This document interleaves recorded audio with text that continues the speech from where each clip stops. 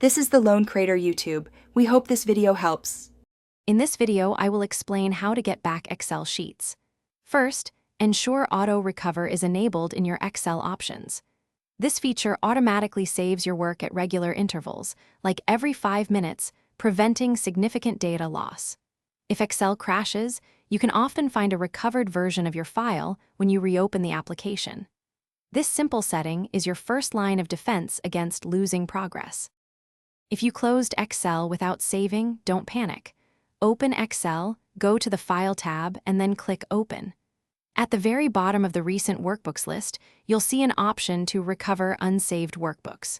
Click this, and Excel will display a list of files it has temporarily saved. Select the one you need, open it, and remember to save it properly this time. For files you've saved but want to revert to an earlier state, Windows has a built-in feature. Right-click on the Excel file itself, then select Properties. In the Properties window, look for the Previous Versions tab. Here, you'll see a list of automatically saved versions of your file. You can choose to open a version to review it, or restore it to replace your current file. Finally, if other methods fail, you can try searching for temporary files. These are often created by Excel during editing and might still exist on your system. Use your File Explorer to search for files with extensions like TMP or those starting with a tilde like tilde, XLSX.